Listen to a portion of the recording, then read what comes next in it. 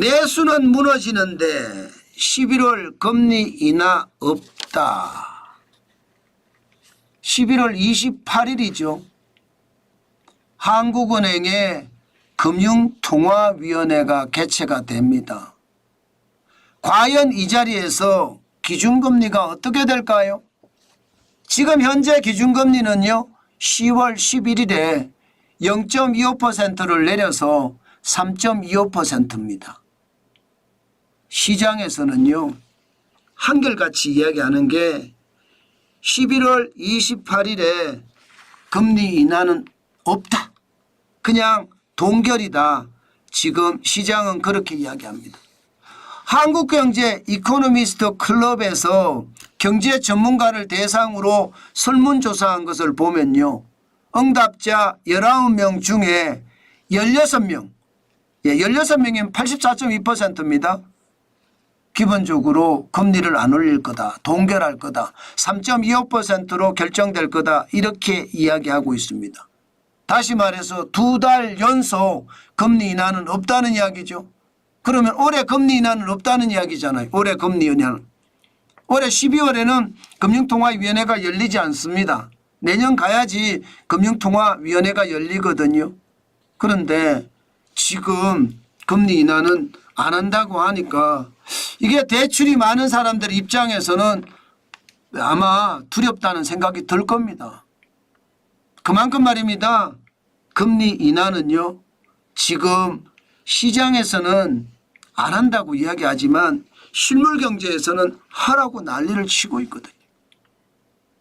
여러분, 지금 한국은행이 걱정하는 것은 제일 먼저 걱정하는 게 환율이거든요. 가계부채와 환율이 가장 큰 문제라고 이야기합니다. 가계부채는 2024년 3분기 현재 1913조 8천억 원 최대치까지 올라갔습니다. 당연히 사상 최고입니다. 게다가 GDP 대비해 보면 100%가 넘는 숫자예요. 오죽했으면 김대기 전 대통령 비서실장이 이거 터지면 끝장이다. 외환위기의 몇십 배다. 그렇게 이야기한 게 이 가계부채를 두고 하는 말이거든요. 가계부채가 계속 늘어나니까 이게 금리 인하를 해서는 안 되겠다. 이런 생각을 하는지도 모르겠습니다. 게다가 환율도 감당하기가 벅찹니다. 지금 1,400원이 유노멀이라고 하지만 2024년 11월 25일 기준으로 보면 1,402.2원이거든요. 계속 올라가고 있거든요. 심리적 마지노선이 1,410원이라고 이야기합니다. 1,410원이 깨지면 1,450원까지도 순식간에 올라갈 수 있을 거라고 예상을 하거든요. 그러니까 한국은행 입장에서는 가계부채에 대한 부담이 무섭고, 그죠? 환율이 1,400원대에서 계속 움직이니까 불안한 거예요. 실제로 말로는 말입니다. 이게 1,400원이 유노멀이라고 했지만 사실 1,400원은 우리 대한민국의 역사상 이전에 3번밖에 없었거든요. IMF 외환위기 때 있었고요. 글로벌 금융위기 때 있었습니다. 1,570.3원. 그리고 레고랜드 사태 때 2022년 10월 25일에 1,433.1원. 이렇게 3번 있었습니다. IMF 때는 1,962원이었고요. 지금 4번째예요. 그러니까 걱정할 수밖에 없죠. 이거 금리 인하했다가 환율이 폭등해버리면 위기가 그대로 닥치니까 못하겠다. 이렇게 지금 시장은 읽고 있는 겁니다. 여기다가 핵심이 부동산이 또 지금 부동산이 떨어지기 시작했거든요. 쉽게 말하면 떨어진다기보다도 이제 안정화 궤도로 간다. 전국 아파트 매매값이 21주 연속 상승을 하고 11월 11일에 끝냈습니다. 0.0%. 11월 18일에는 마이너스 0.1%까지 떨어졌단 말입니다. 이런 상태에서 금리 인하를 한다? 집값에 자극할지도 모른다. 이런 생각을 지금 하고 있는 겁니다. 실제로 실거래가 지수를 보면 9월부터 떨어졌거든요. 9월에 마이너스 0.01%를 기록을 했으니까요. 올 들어서 1월에서 9월까지 플러스 8.1%가 올랐지만 9월에 마이너스 0.01%까지 떨어지니까 이거 집값 어느 정도 잡아가는데 금리 인하해서 또 시장을 엄청나게 혼란스럽게 만들면 안 된다. 이런 감정들이 아마 다 쌓여 있을 거라고 생각을 합니다. 결국 말입니다. 한국은행은 그렇게 선택을 할 것 같아요. 예, 금리 인하는 없다. 금리를 동결시키는 것으로 선택할 가능성이 굉장히 높습니다. 그런데 사실 현장을 보면 금리 인하하는 게 맞거든요. 여러분도 알다시피 지금 소매 판매가 최악이에요. 이자 부담이 굉장히 크기 때문에 소비를 못하는 거예요. 여러분 지금 나와 있는 걸 보면 1995년 이래 30년 만에 10분기 연속 전년 대비해서 소매 판매 지수가 마이너스입니다. 이 정도면 부양책을 쓰든 금리 인하를 하든 내수를 어떻게 하든 살리려고 노력해야 되는 것 당연한 거거든요.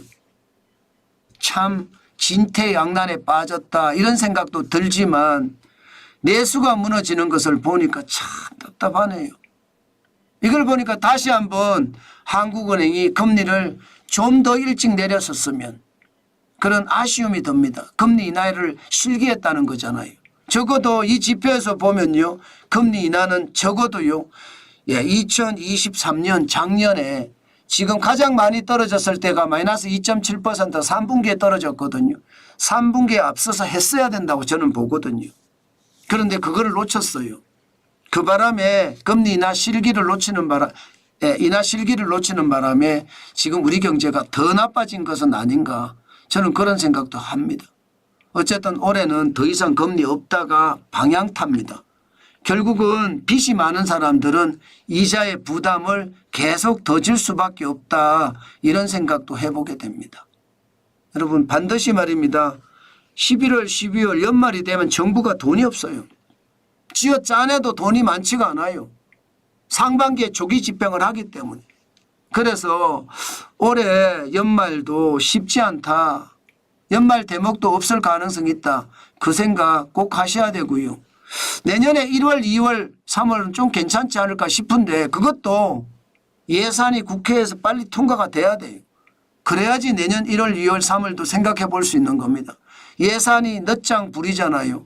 그러면 준비하고 하는 기간이 워낙 오래 걸리기 때문에 내년 1월, 2월까지도 좀 어렵지 않을까. 경제는 그만큼 상황이 나빠지지 않을까 그런 생각도 해봅니다. 그만큼 상황이 계속 바뀌어간다는 것 다시 한번 생각을 하시고 금리 인하는 내년에 가서 봐야 되겠다.